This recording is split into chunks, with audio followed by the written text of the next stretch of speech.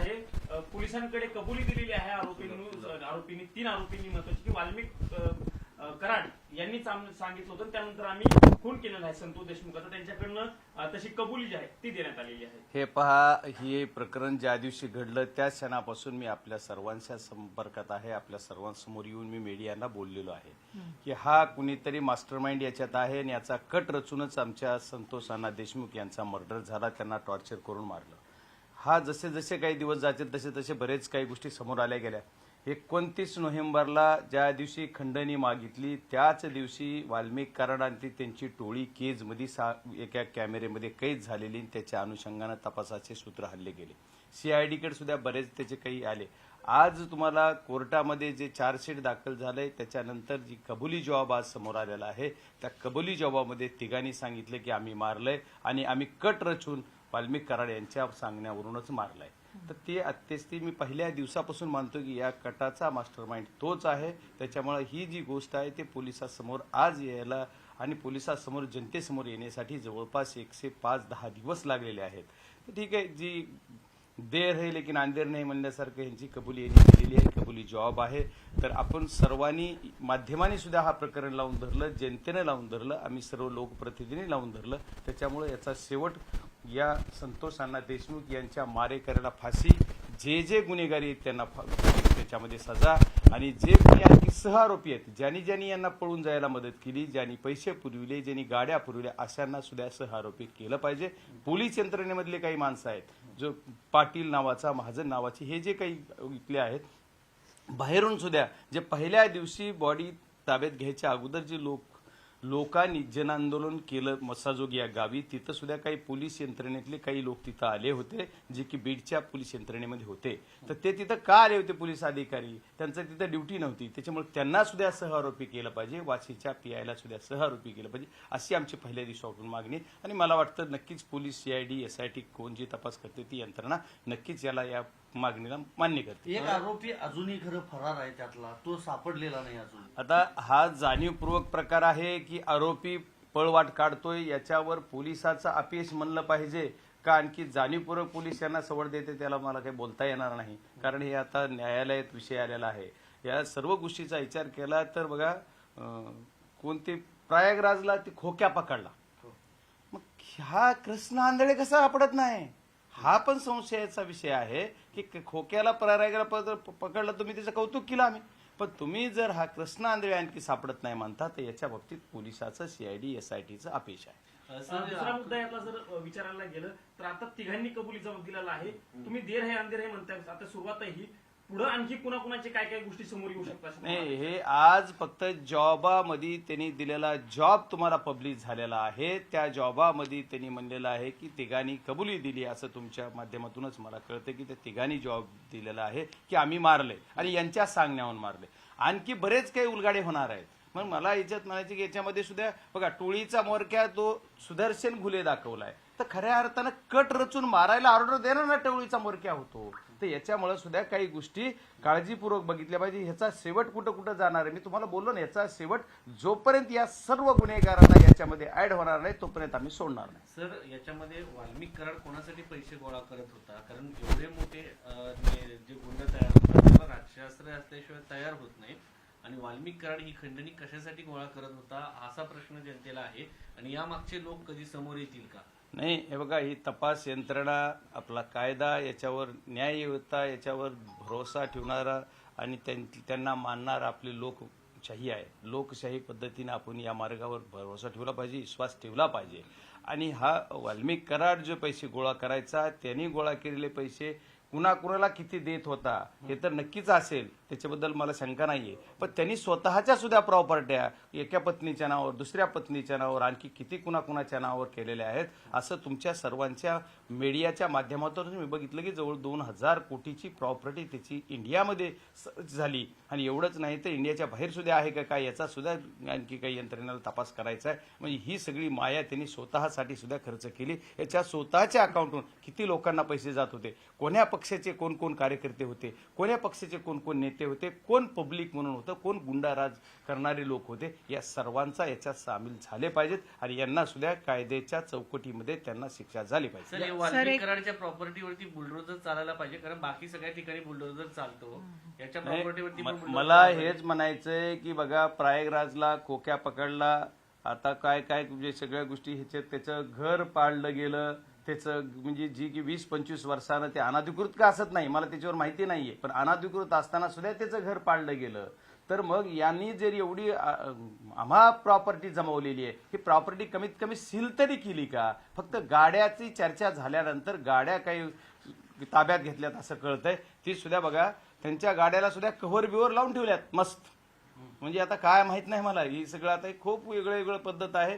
राजकारणामध्ये असे प्रकार घडतात का काय? पुन्हा व्हीआयपी ट्रीटमेंटवर विषय झाला गेला. मग आता जर जेलर व्हीआयपी ट्रीटमेंट देत असेल तर किती वाईट आहे. म्हणजे या प्रकरणामध्ये याचं सीसीटीव्ही फुटेज पण काही जणांनी बाहेर आणलं गेलं, बऱ्याच काही गोष्टी आहेत. म्हणजे बीडची कायदा व सुव्यवस्था पूर्णपणाने ढासळलेली आहे. आता परवा आणखी वेगळे गुन्हे येतात. मग कुणाला तरी ज्या ज्या लोकांनी या प्रकरणामध्ये सहभाग घेतला अशा लोकांना आणखी कुठे यांची पार्श्वभूमी का तपासायचं. माझा सुद्धा परवा कुणीतरी एक सोशल मीडियाला फोटो टाकलेला आणि फोटो टाकून त्याच्यात दागितलं की ह्यांचं सुद्धा, म्हणजे असे वेगळे प्रकार ज्यांनी हे प्रकरण सुरू केलं यांच्यावर कुठेतरी आरोप करायचा आणि यांना अडकवायचा प्रयत्न सुद्धा बीड जिल्ह्यात होऊ शकतो. वाल्मिक कराड ज्या ज्या कंपन्यांमध्ये काही लोकांसोबत पार्टनर आहे त्या कंपन्यांची चौकशी करून त्यांना देखील काळ्या यादीत टाकलं जाईल का? त्यांना सरकारी टेंडर दिले जाणार नाहीत का? कारण हे सगळे लागे बांधे आहेत आणि हा पैसा तिथं वापरला जात होता. हे पहा, वाल्मिक कराड जे आहे ते वाल्मिक कराडांचं ज्यांच्यासोबत पार्टनरशिप डीड असेल किंवा कुठल्या कंपनीत ते डायरेक्टर असतील, त्या सर्व कंपन्याची चौकशी यंत्रणेनं केली पाहिजे. एवढंच नाही तर त्या आता मला असं म्हणता येणार नाहीये की कायद्याच्या दृष्टीनं की त्या कंपनीत तो पार्टनर म्हणजे सर्व पार्टनर दोषी आहेत असं मला नाही म्हणता येणार. पण याचा अर्थ असा नाही की ते दोषीही नाहीत. त्याच्यामुळे या सर्व गोष्टीची सखोल चौकशी झाली पाहिजे आणि चौकशी अंती जे काही निष्पन्न होईल ते सर्वांच्या समोर आणलं या पाहिजे. तिघांच्या कबुलीनंतर तुम्हाला आता वाटतं का वाल्मिक कराड देखील स्वतः कबुली देईल? नाही, मला कसं आहे, हे काही निगरगठ्ठ लोक आहेत, यांच्याविषयी बोलणं संयुक्तिक होणार नाही. पण ज्या दिवशी काही लोक यांच्या या 29 तारखेच्या फुटेजमध्ये असणारे जे लोक या सुदर्शन घुले आणि आंधळेला पकडायसाठी किंवा आणून ताब्यात देण्यासाठी सरेंडर होण्यासाठी ते प्रयत्न करीत होते, याचाच अर्थ असा कुठंतरी होता की याच्यामध्ये काहीतरी शिस्त आहे. यांच्या मनात असं होतं की यांना कबुली जॉब द्यायला लावायचा आणि वाल्मिक कराड यांना सोडायचं. पण कायदा खूप म्हणजे कायद्याचे हात लांब असतात आणि आमचा सर्वांचा पब्लिकचा रेटा, गावकऱ्यांची मागणी, कुटुंबाचा संयम या सर्व आणि कायदा आणि कधीतरी नियतीला जे मान्य असते ते होतं. त्याच्यामुळे नियत काय करते तर नियतीनं जे घडवलंय तेच बघणं आपल्याला कारणीभूत ठरलंय आणि नियतीनं यांच्यावर डाव साधलाय. आता दुसऱ्या कुणाचा नाही, कारण यांचे कर्म यांना कळले. कारण बऱ्याच जणांचे कुटुंब उद्ध्वस्त झालेत.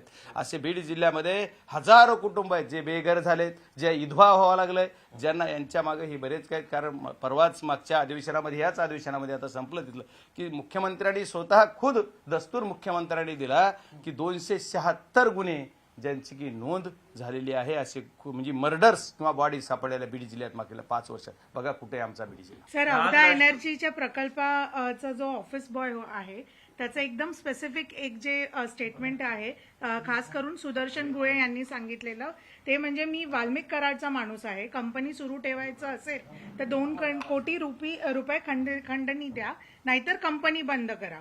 हे त्यांच्या साथीदारांनी सांगितलं, पहिली गोष्ट.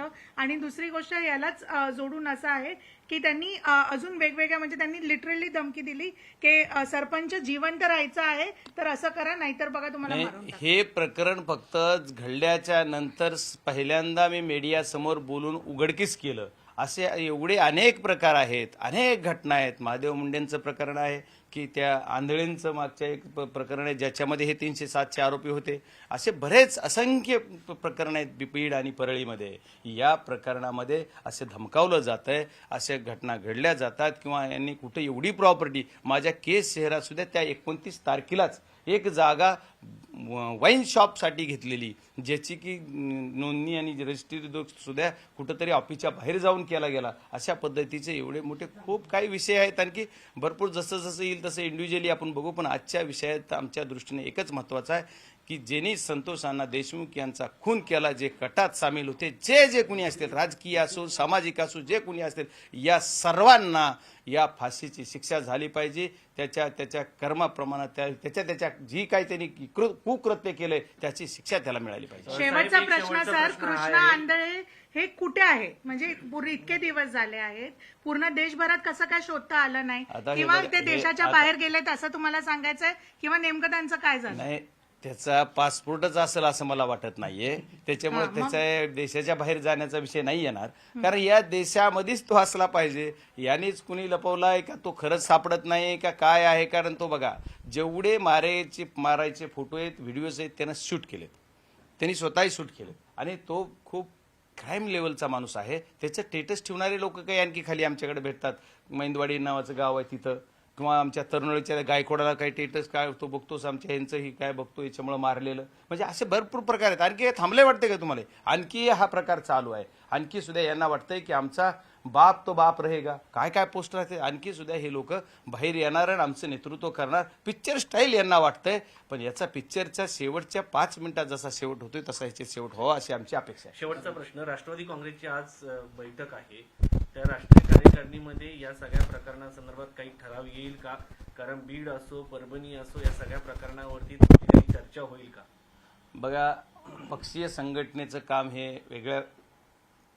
वेगळं वर्क आहे किंवा वेगळा विषय आहे, आणि सामाजिक काम असेल, राजकीय काम असेल, हा वेगळा विषय आहे. संघटनेच्या कामामध्ये आम्ही अशा गोष्टीचं निंदा करणार, याचा निषेध करणार, याचं समर्थन करता नाही करणार, अशा सर्व गोष्टी संघटनेच्या मिटिंगमध्ये होत असतात. पण आज जे काही आमचं परभणीचं प्रकरण असेल, बीडचं प्रकरण असेल, आणखी असंख्य प्रकरण आहेत, अशावर चर्चा होऊ शकते.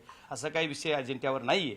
होऊ शकते, कुणी एखाद्यानं बोललं चर्चेमध्ये तर होऊ शकते, पण असं याच्यावर पक्षाच्या याच्यामध्ये काही विषय नाहीये. पक्षाची कार्यकारिणी हा विषय वेगळा आहे. खूप खूप धन्यवाद.